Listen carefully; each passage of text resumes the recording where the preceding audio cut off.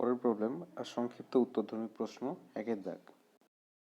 এখানে বলা রয়েছে যে একটি বহুপদী সংখ্যামালা এক্স এর কিউব প্লাস এ এক্স এর স্কোয়ার মাইনাস 2x প্লাস এ মাইনাস 12 এর উৎপাদক এক্স প্লাস এ হবে। তাহলে বলছে এর মান কত সেটা হিসাব করে লিখি। ঠিক আছে, তো পদ্ধতি একই এবং খুব সহজ পদ্ধতি। প্রথমে আমরা যে পলিনোমিয়ালটা দেওয়া রয়েছে তাকে এফ এক্স হিসাবে ধরে নেব, যে F x is equal to x এর কিউব প্লাস এ এক্স এর স্কোয়ার মাইনাস 2x প্লাস এ মাইনাস 12।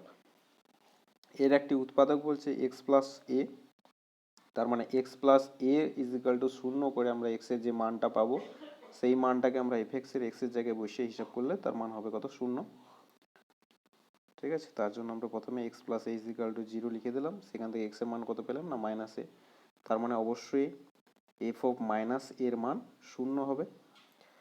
তাই পরের লাইন আমরা লিখে দেবো যে F of minus A is equal to 0। এবার F of minus A is equal to কত না সমস্ত এক্স এর জায়গায় মাইনাস এ বসিয়ে দাও।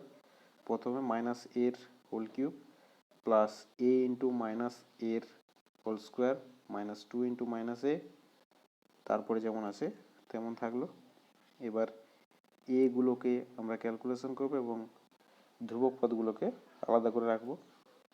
তো প্রথমেই দেখো মাইনাস এর কিউব ইজ ইকাল টু কত? মাইনাস এর whole cube is equal to minus এর কিউব, এ ইন্টু মাইনাস এর whole square is equal to কত না মাইনাস এর whole square is equal to a square, তার সঙ্গে এ গুণ হলে কত হবে না এর কিউব, চিহ্ন কি হবে প্লাস, অবশ্যই এই দুটো ক্যান্সেল হবে বুঝতেই পারছো। তারপরে মাইনাস 2 ইন্টু মাইনাস এ অর্থাৎ প্লাস 2a, তারপরে প্লাস এ মাইনাস 12, অর্থাৎ হিসাব করলে কি দাঁড়াচ্ছে এখানে এ কিউব মাইনাস এ কিউব ক্যান্সেল হয়ে গেল, 2a plus A is equal two 3a minus 12 is equal two 0। এখান থেকে এর মান কত পাবো? এ ইজ ইকাল টু 4। ঠিক আছে, এটাই হচ্ছে আমাদের এর নির্ণেয় মান।